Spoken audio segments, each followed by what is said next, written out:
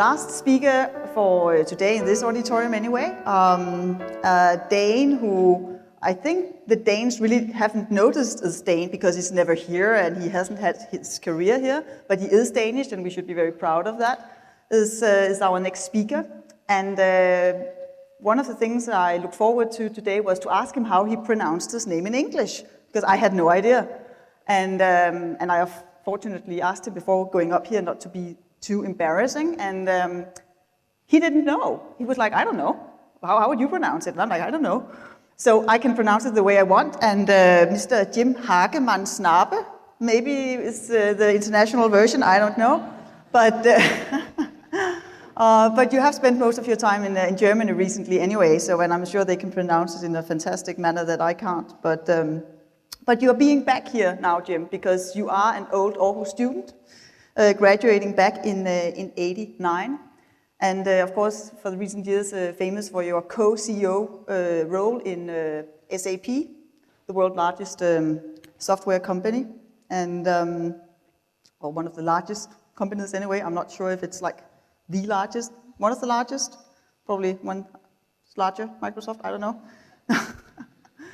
You can explain that to us, but of course now you're going to be more in Denmark when you this next spring is going to step down or up, or you're going to be a part of the board instead of daily management, and hopefully we'll see much more of you in Denmark, where you already are in the board of directors at B&O and of course also Danske Bank, two interesting corporations here.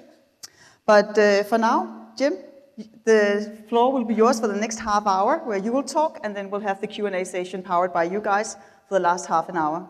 We look forward to it. Please welcome Jim Hagemann Snabe.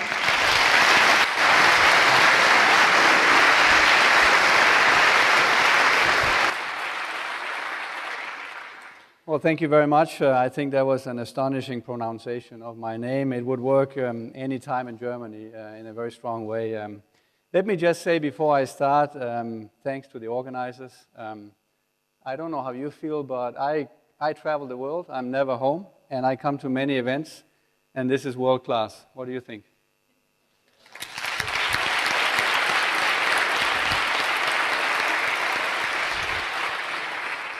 So, as mentioned, I actually graduated from Aarhus in 1989, like last century.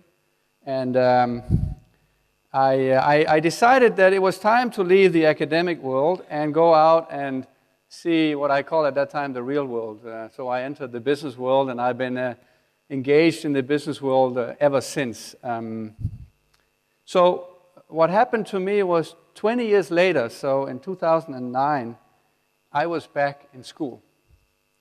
But it was a very different school than this one, because it was in Mumbai, in the slum of Mumbai, actually. It was a girls' school, primary school. There were no chairs, but there was a passion for learning. It was very interesting. So I'm sitting there in my jeans and on the floor and having a debate with 9-year-old girls from India about the world and what they do and how they learn. And eventually I had to talk about when I was 9 years old, and I told them that when I was 9 years old, we did not have any computers. And of course I had to tell them the truth as well. On the mobile phone was not even invented. And there was this, actually one of the smallest girls, she looked at me very skeptically. And we had a debate, and 10 minutes later she finally took her little hand up and said, Jim, can I ask a question? I said, yes, what's your question? And she looked skeptically at me and she said, well, if you didn't have any computers and you didn't have any mobile phones, how did you get on the internet?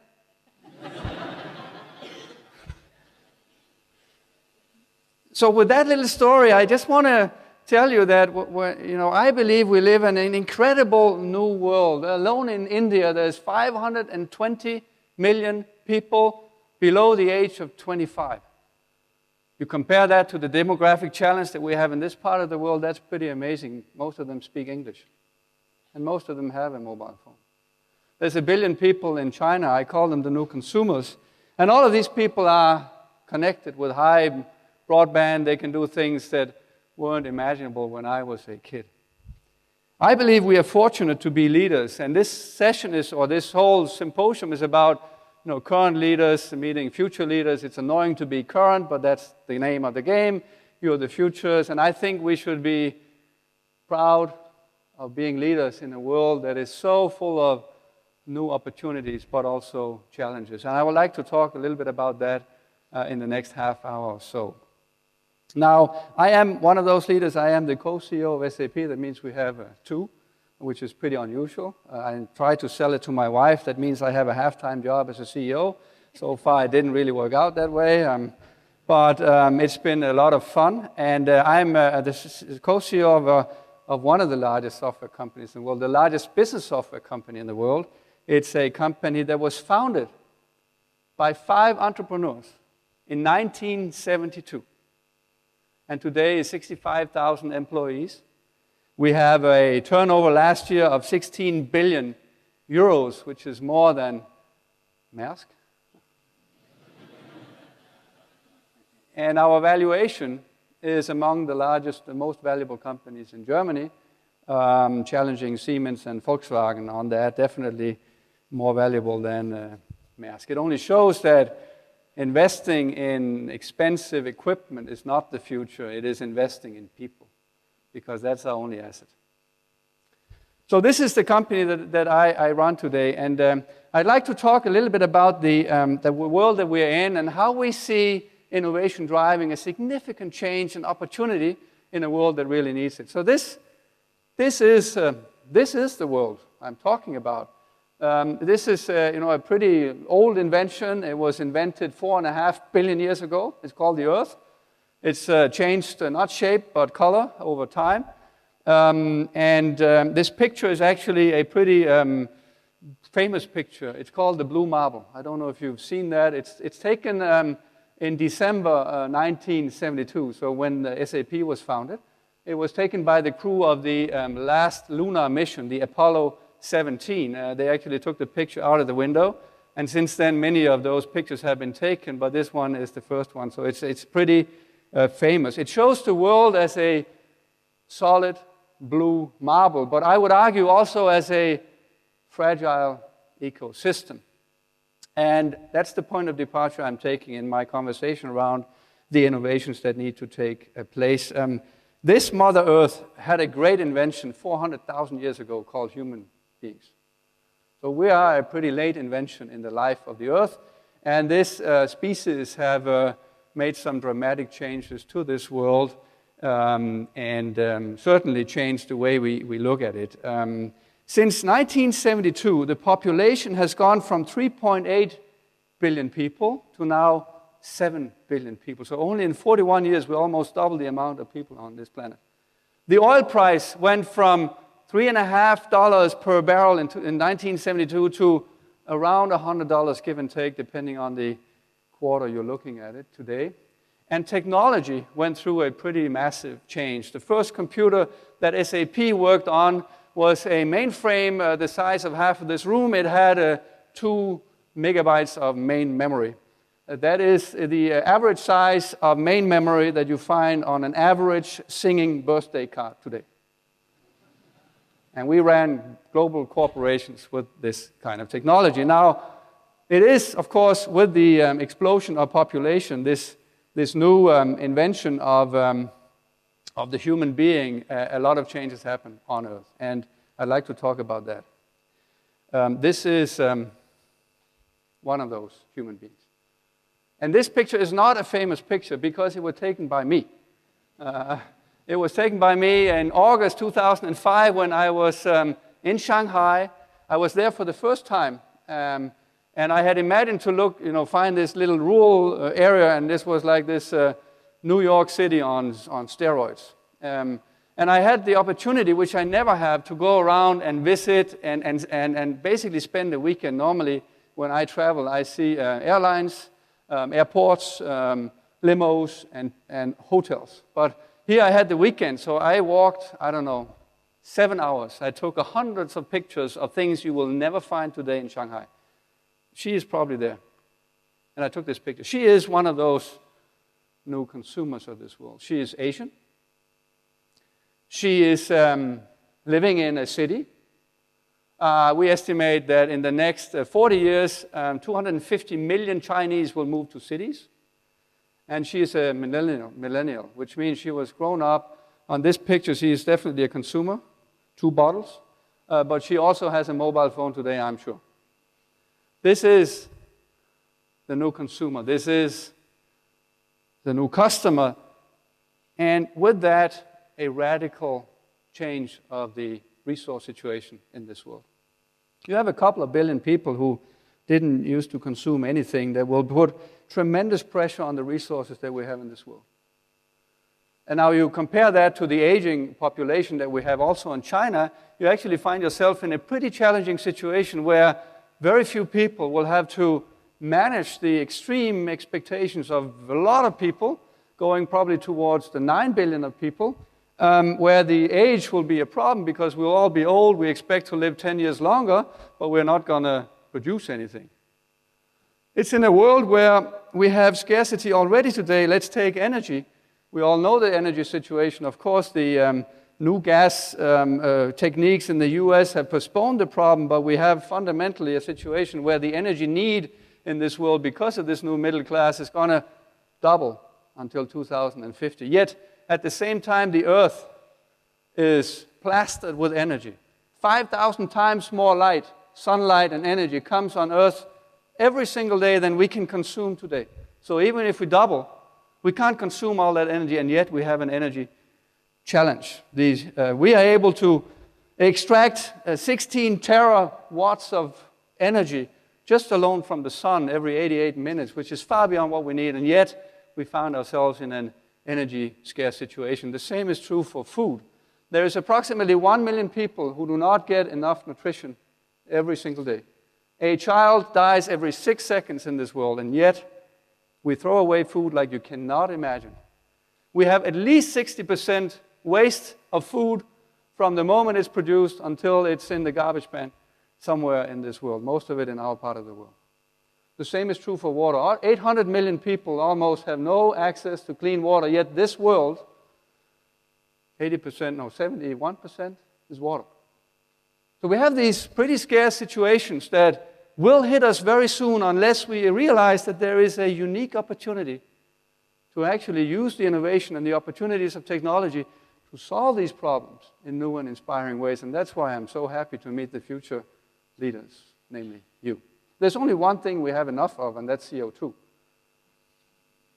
And so we need to do something about that. And the scary part about that is that an average American is actually producing 20 tons of CO2 every year, and a poor person less than 1.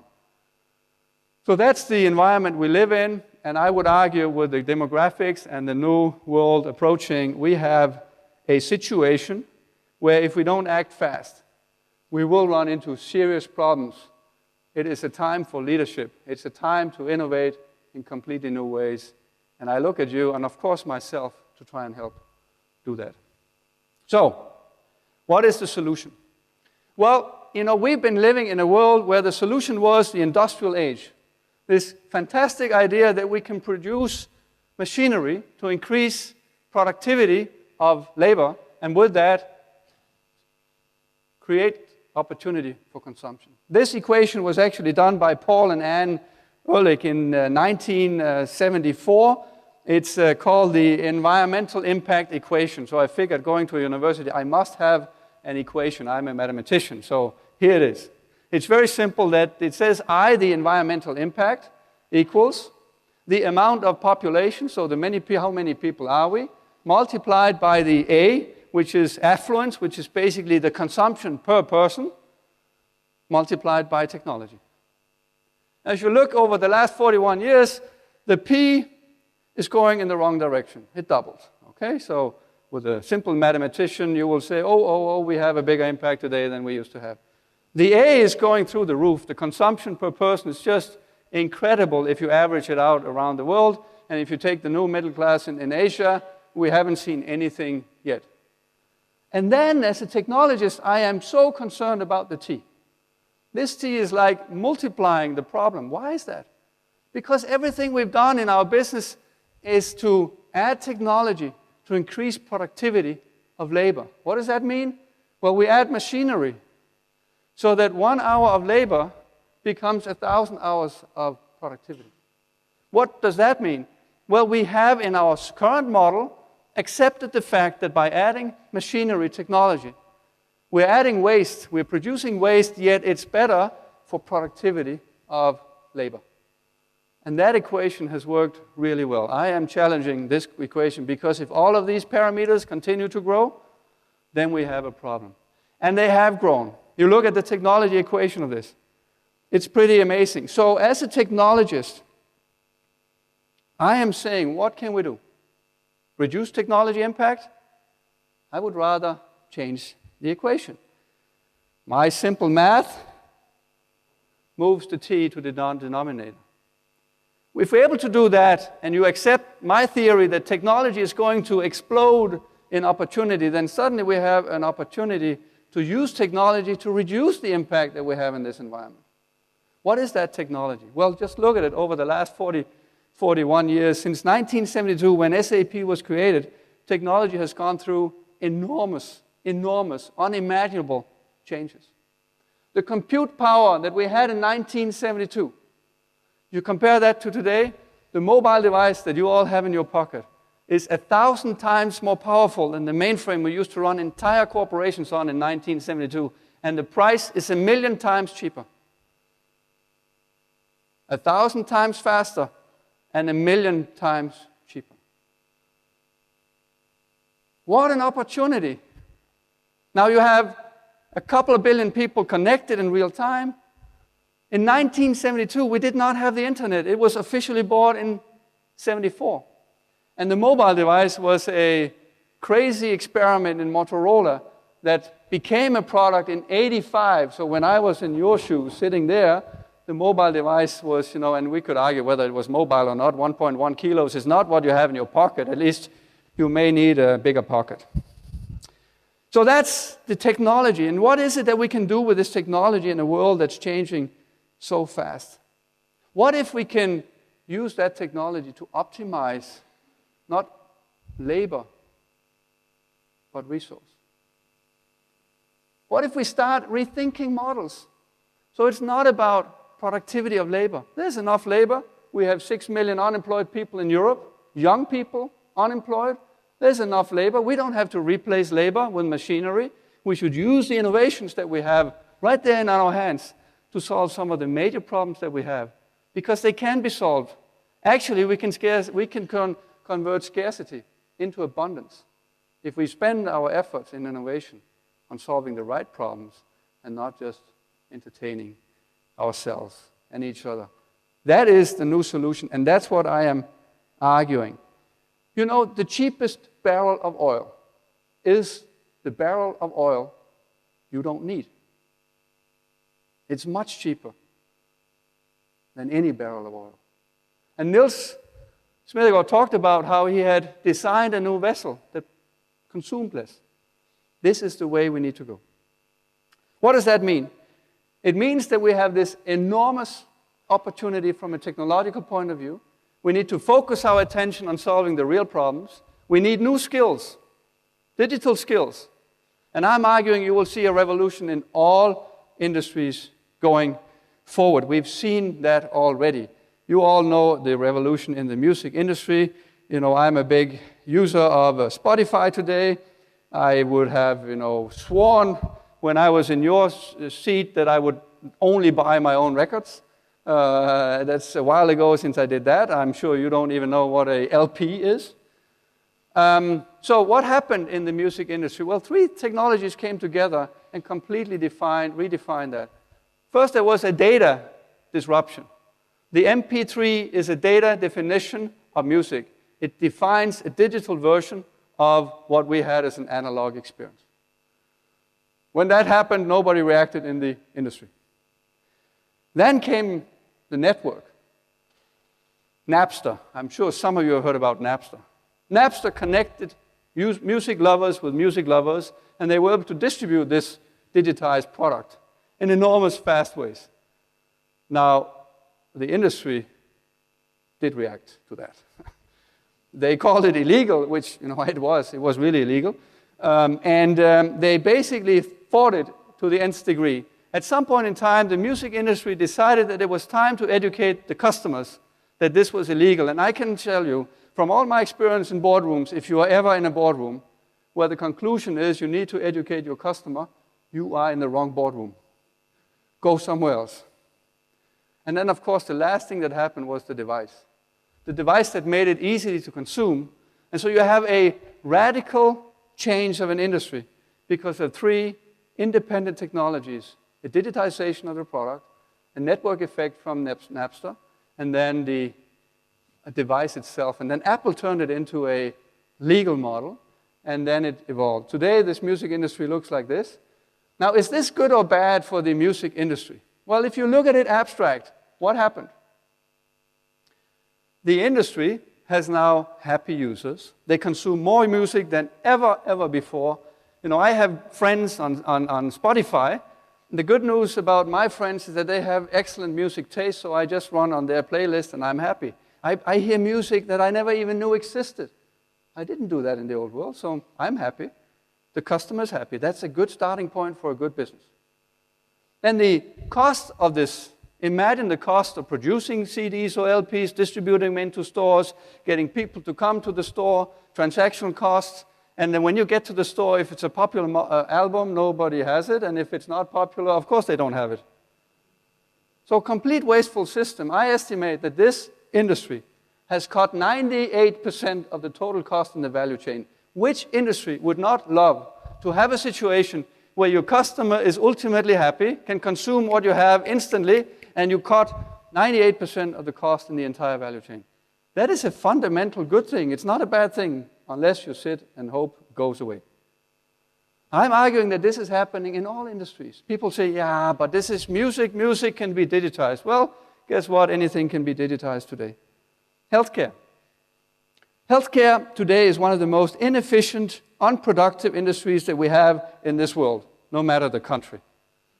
You go to the doctor once a year if you're a good boy. You get an instant measurement of how you feel today, and then they start getting active the day you have a disease. This world is changing completely.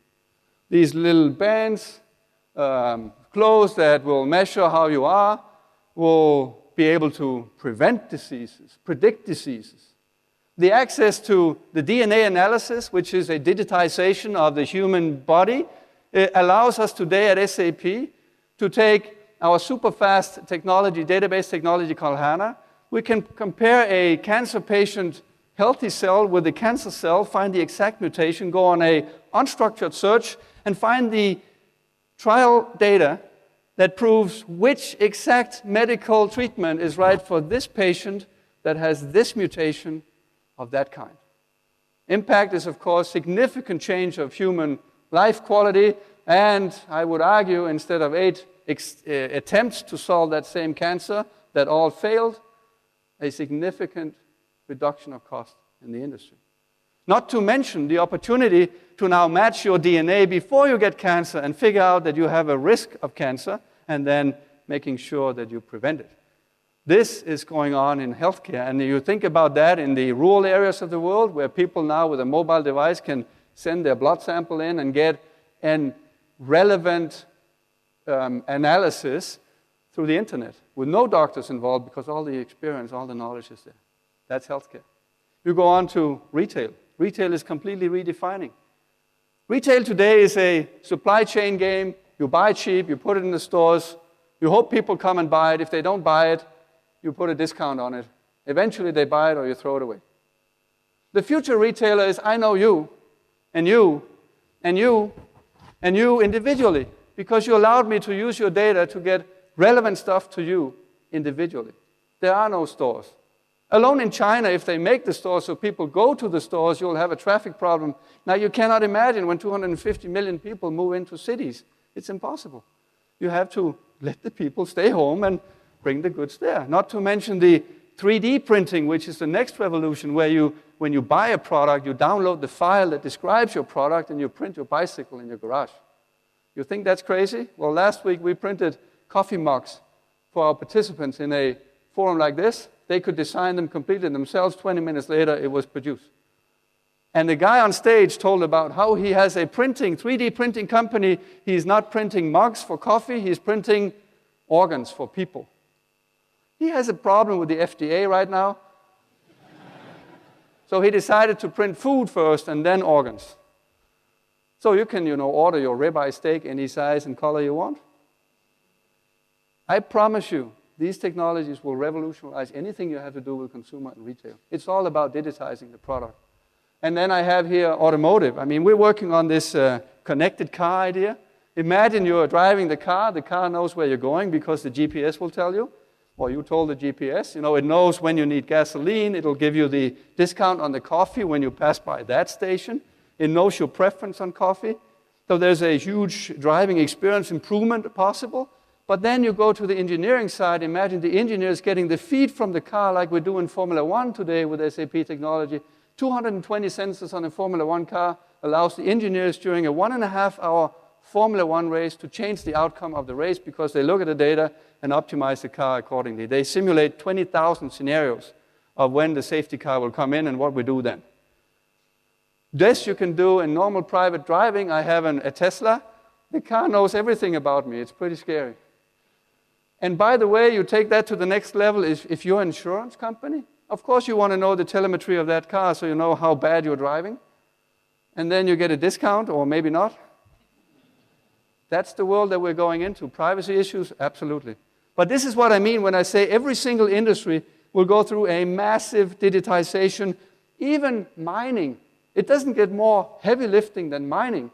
In Rio Tinto, one of our big customers, a global mining company, they have a mine in Perth, in Australia, completely unmanned. Trucks the size of half of this room are driving and picking up stuff in the mine, and the operators sit in a data center. The skills that are hired in mining today are IT people in data centers, remote controlling and optimizing logistics. Nobody works in the mine. That's the world we're going into. That's the digitization, and that is also why it's such an opportunity.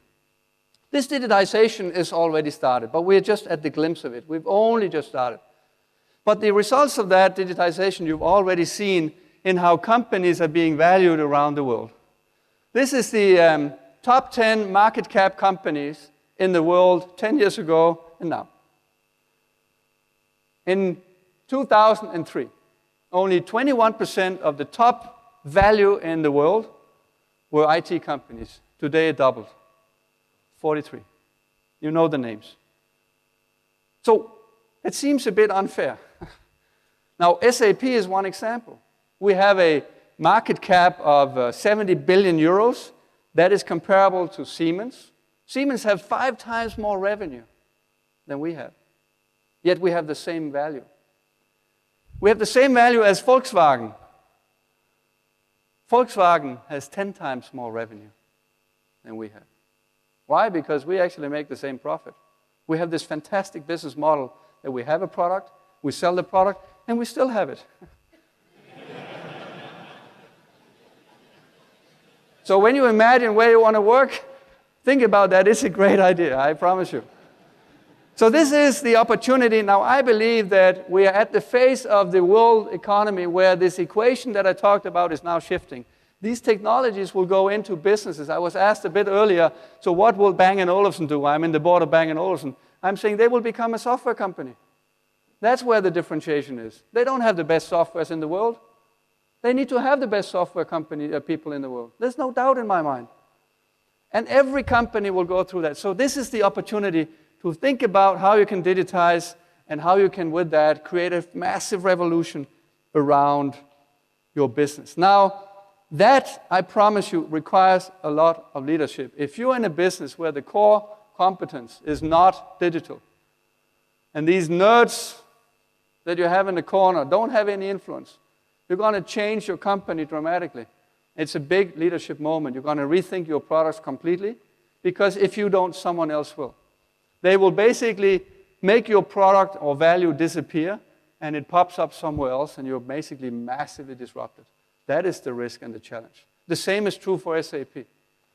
In 2010, when I was offered to join as co-CEO together with my good friend and colleague Bill McDermott, we saw a company that basically had lost its edge.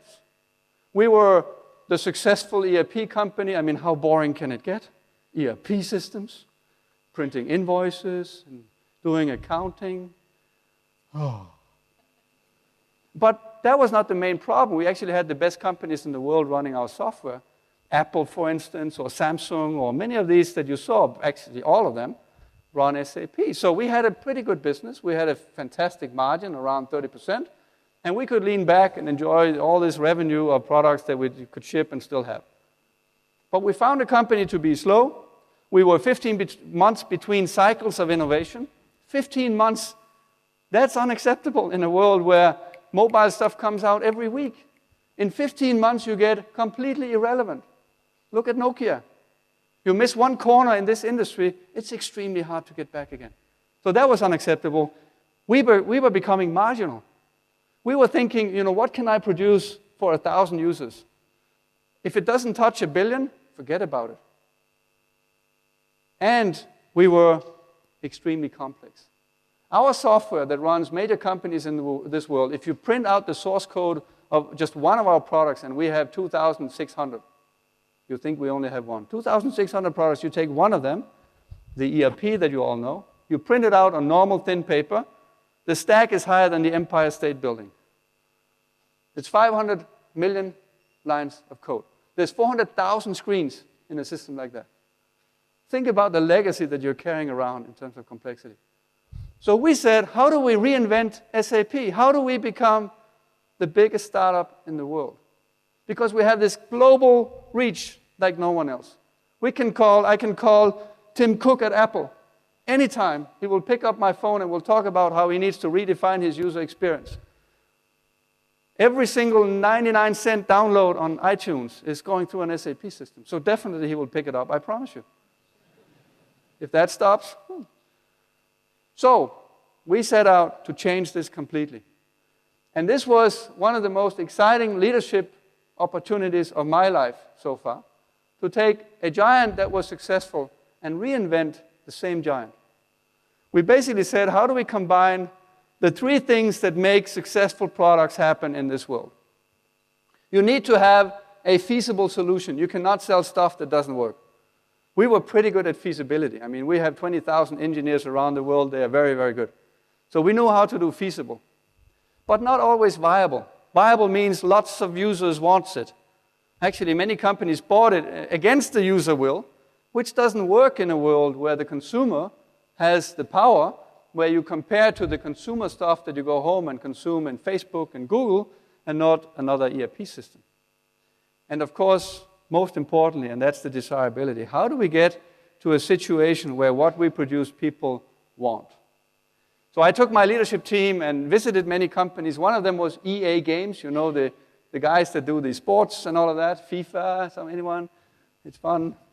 And they have a design principle for their entire development process of software.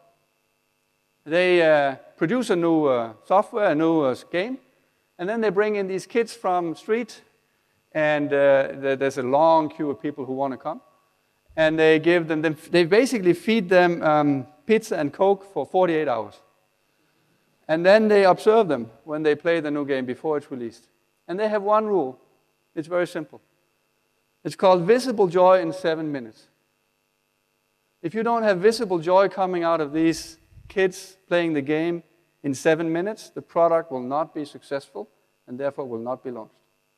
So if you try the Tiger Woods golf game, whatever you do with that thing, you'll have a long straight shot the first time. That creates visible joy in 7 minutes. Later on, it gets harder. Now, I went home to SAP and I said, okay, guys, visible joy in 7 minutes. You know what I mean? We're working on that.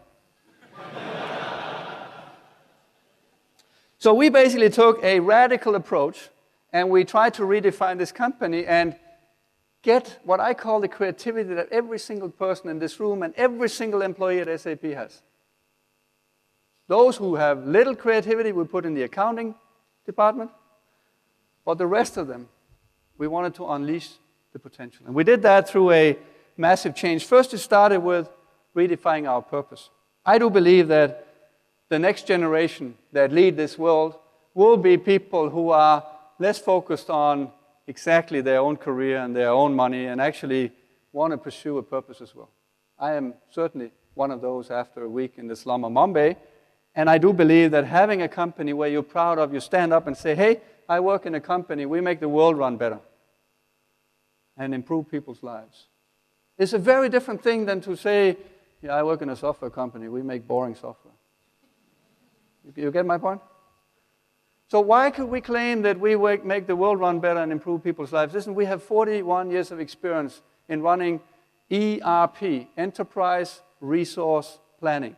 That means resources for enterprises. We made the dumb decision 41 years ago that resources are money in different currencies, materials, and people. We forgot energy, water, scarce resource.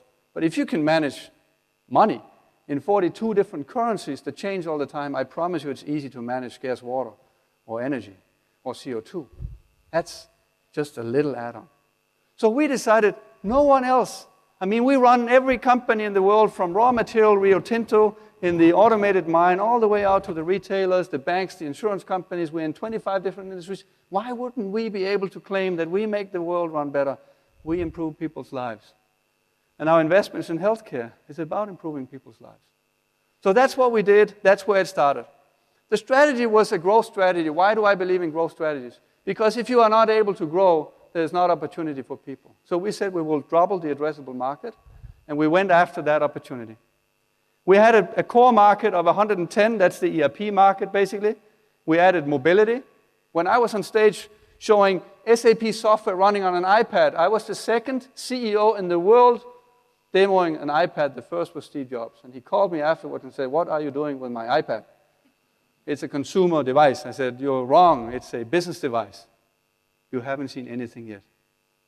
So we said cloud computing is the ultimate opportunity to take complexity away. And we said it's time to reinvent the database, because with this enormous amounts of data that's coming at us from sensors and consumers and mobile devices, we can analyze data and not report last quarter's revenue, but start predicting demands, trends in the market. With Twitter sentiment analysis in this kind of database, we can estimate with 96% accuracy the revenue of a Hollywood movie a week before it's released. That's the new world. Data becomes the value, and the digitization is happening. So that's what we went after. We totally reorganized the company. We made basically two things: agile small teams. We called them teams of 10. We told teams of 10, hey, you're in charge. Here are your customers. Work with them from day one and iterate in fast prototypes. If it doesn't work, start something else. If it works, scale. And this created the fastest database in the world in record time. And we were not even in database when we started this. We also engaged in design thinking, which is about understand the problem you're solving before you start solving it. It's about having respect for the fact that human beings are born with 2 ears and 2 eyes and only 1 mouth. We had forgotten that. So we were preaching to the customer what they needed and had not listened enough. And that's how we changed the company. The results of that, 15 quarters of double-digit growth in a market that doesn't grow. We're one of the few European companies that actually grow. We have a goal of becoming a 20 billion euro company in revenue terms. We are ahead of that plan with 16 last year. So we're almost doubling the revenue of the company. With that, of course, enormous opportunity. Went from 40,000 employees to 65,000 employees in the last 3 years, which everyone would say, oh, wasn't that the aftermath of the financial crisis? So that's what we did. I was asked, what's the biggest dilemma? It's the culture, it's the process, it's the setup, it's the management. I think it's speed. This world is evolving so fast that if you take your time, you're going to be irrelevant before you know it. It took, just on a few math, it took the world 13 years for the television to get 50 million users. It took a little Finnish startup 35 days to get Angry Birds to 50 million users. That's the world we live in. So speed is the essence. This is a problem for a big company, and that's my last point. Because in big companies, you get scale, you don't get speed. We are now twice as fast as we were in 2010. Our average innovation cycle is 7.5 months. I want it down to 6, and we'll make it. With that, we are as fast as startups. But we cannot get all the ideas of startups. So we have launched a massive campaign to inspire startups to work with our technology.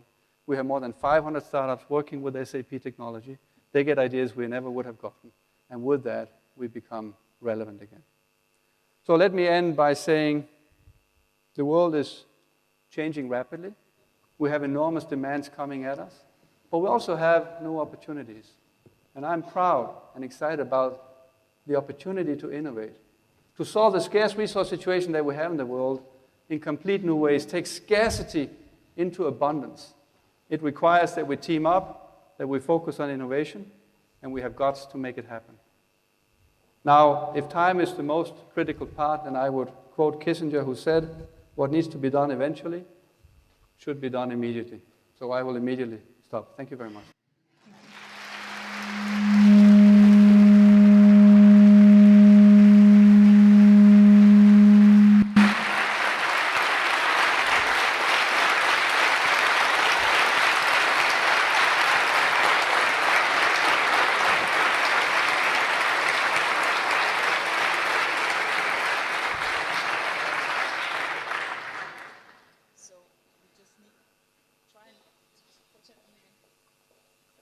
See, technology is a challenge.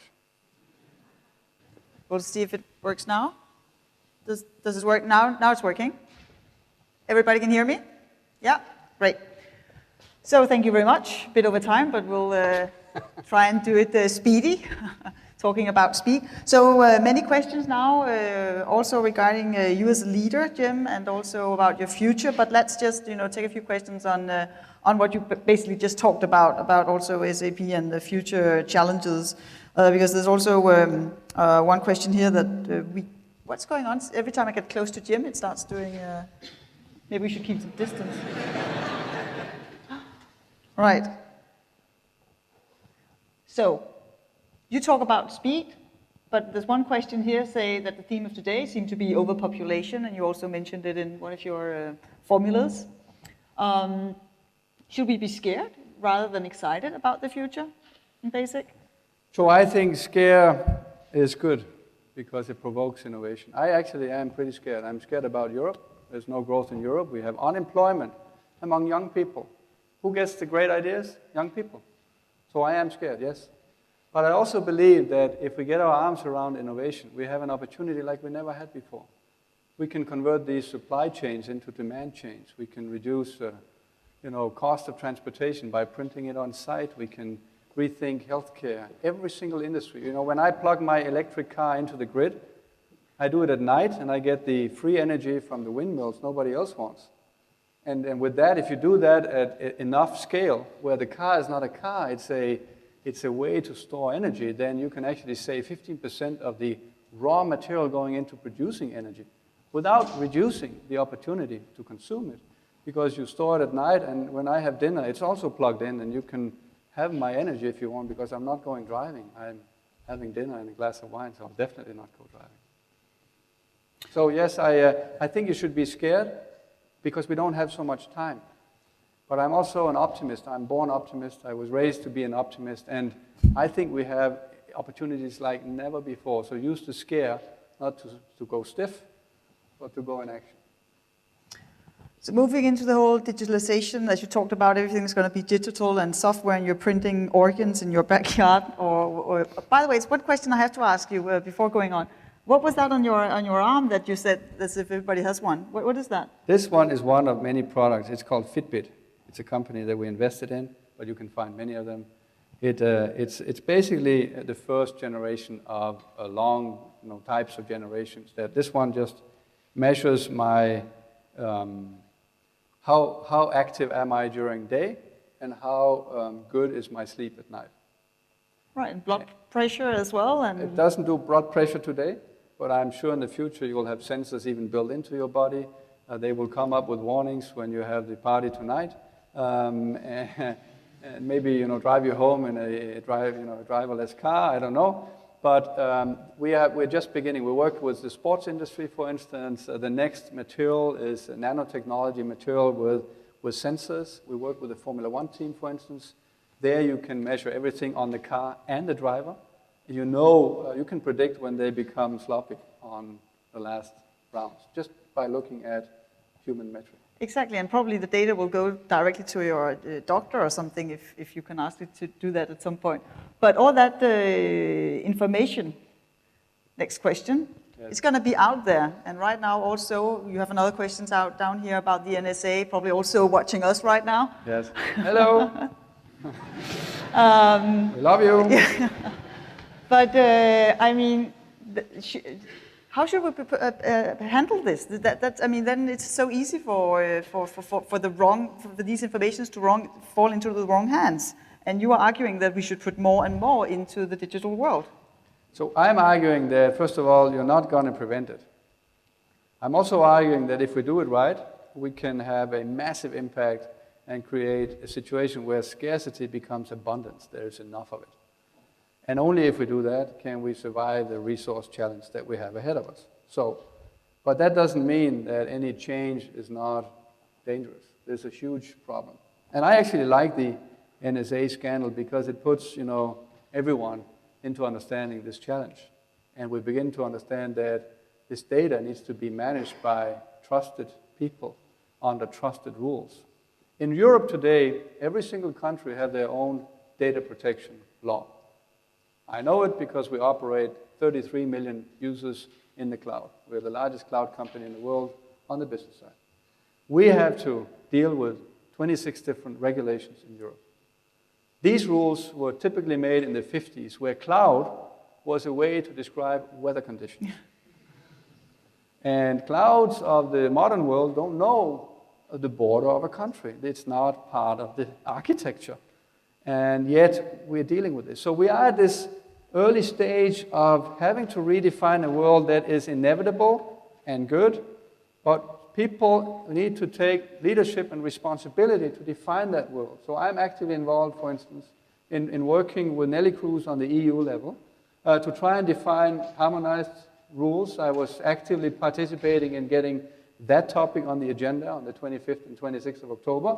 And we had written together with other companies in Europe a white paper on how to do this in a responsible way. Now, I believe there are two solutions to this problem. One is there has to be regulation which are modern, which is about the world we live in today and not in the 50s. Secondly, you have to be in charge. Each of you consumers, you have to be in charge of the kind of data that you want to share. I hate the intransparency of Facebook, to be honest, because I don't know exactly what's being shared with whom, and that's a problem. So for instance, my example on insurance. If you drive decently in your car, you may want to accept the offer from the insurance company to share your data on how you drive with the insurance company. It has to be your decision, and that's how you solve the privacy challenge. But maybe it will not always be your decision. We have a question from the audience, Sonja? Yes, I have a question. You spoke a lot about the user experience, yes, and we see a lot of job offers with required knowledge of SAP. And actually some of the students use a bit mean term to name them and call them SAP trap, because they are so dreadful to actually learn, and probably they are dead-end jobs. But you're working on that. And my question is actually regarding how do you actually connect with young people and young startups, and how do you incentivize them to develop products for you?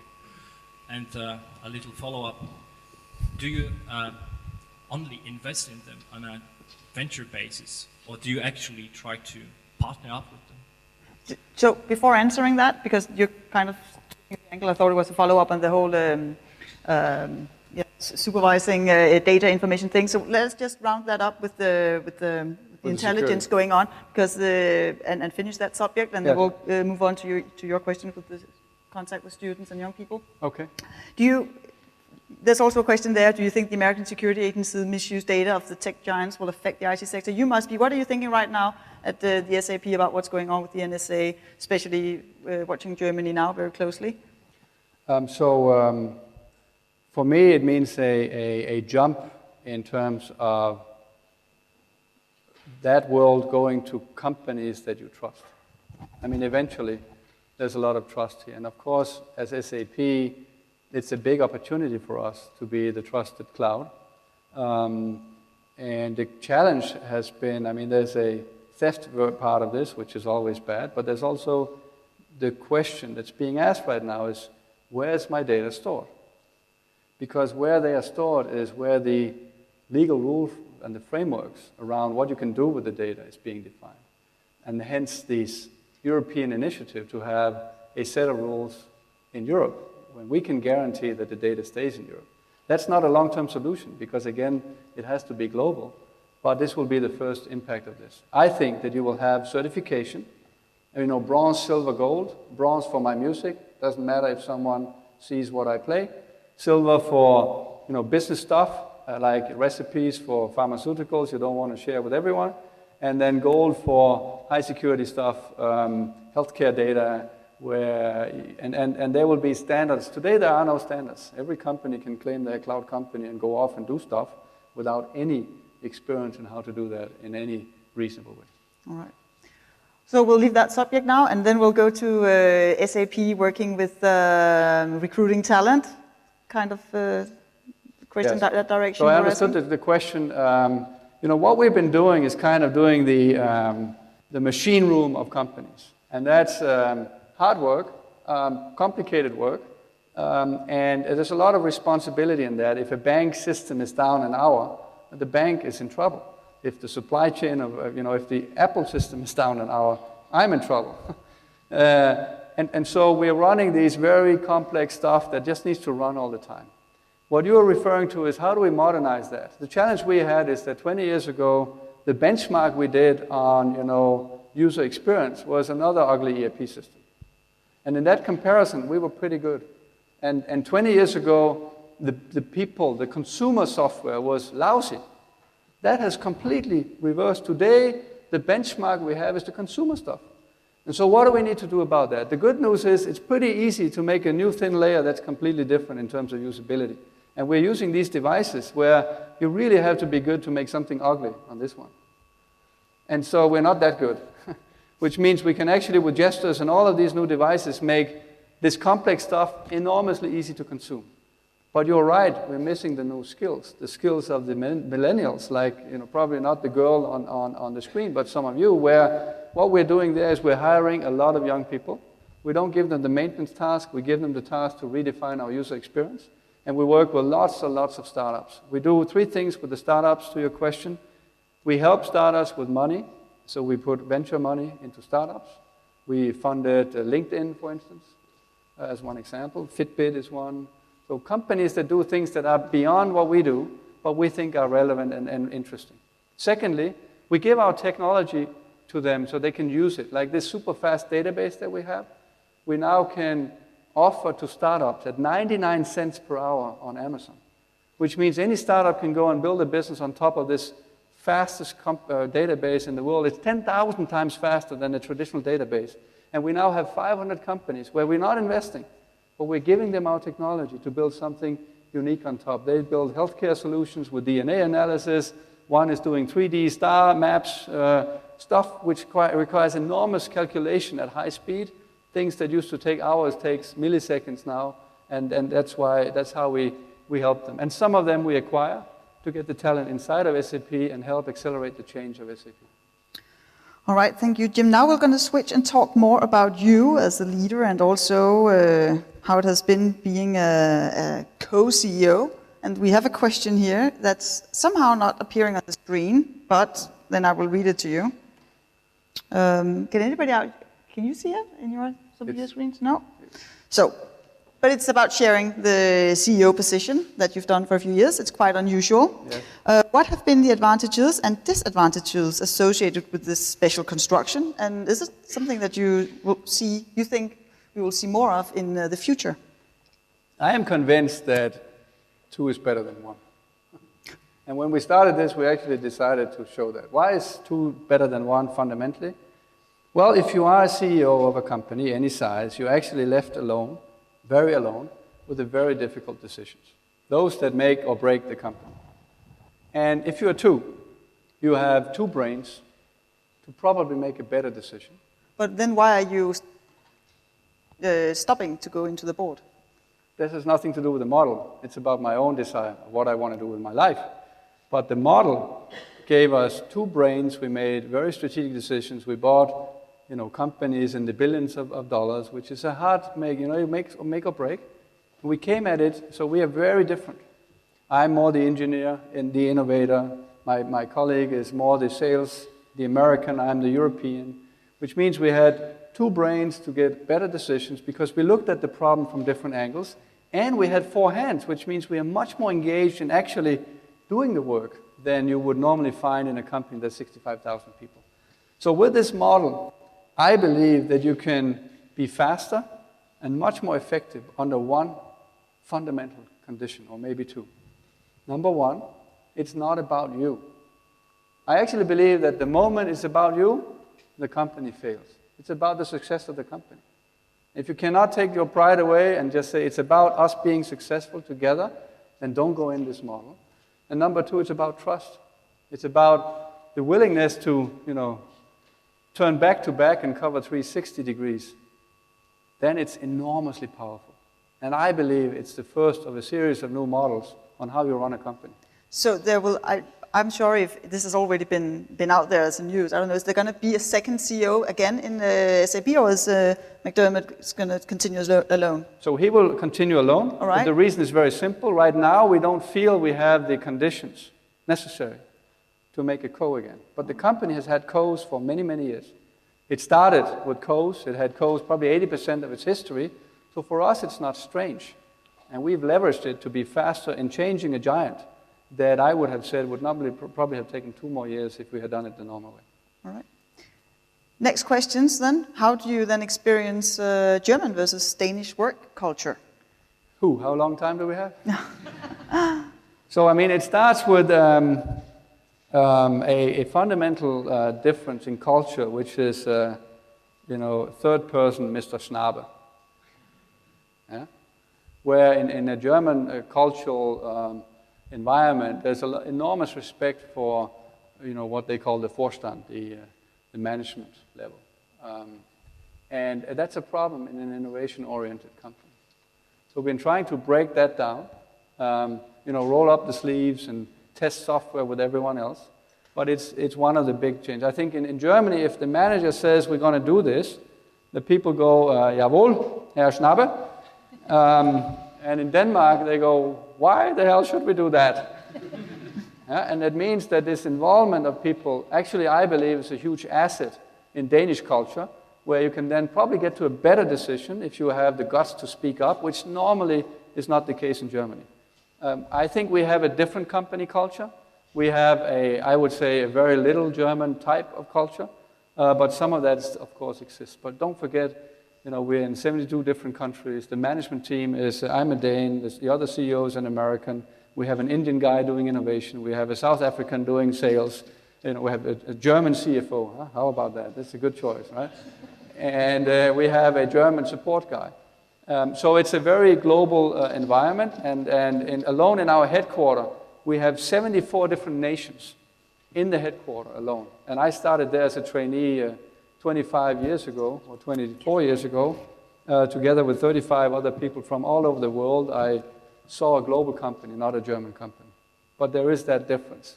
And I would say, keep asking those stupid questions, with one exception. Eventually, when you get to the decision, don't challenge it again, just do it. And then, Jim, if you promise to give a very short answer, and just post, because then you can have the very last one before we have to stop, because this auditorium is going to be the gathering point for everybody now. What is for you the most important initiative for big companies to ensure innovation, especially in fast-moving sectors as ET? So, the most important initiative? I think it's the initiative where you are trying to challenge your own business. So have to have a team that constantly works on how do you kill yourself, because that's what your competitor will do. And you have to protect them and give them air cover. We did that, and we invented a breakthrough in technology. And don't forget, a breakthrough is defined as a silly idea until a certain point. then it's suddenly a breakthrough. Isn't that interesting? So that's, I would say, you have to, as a big company, challenge your business and your business model constantly. Otherwise, someone will eat your lunch before you know it.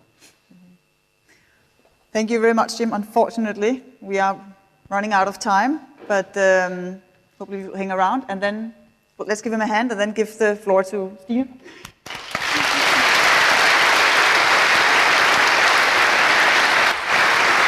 Thank you, Nina, and thank you, Jim Hagemann.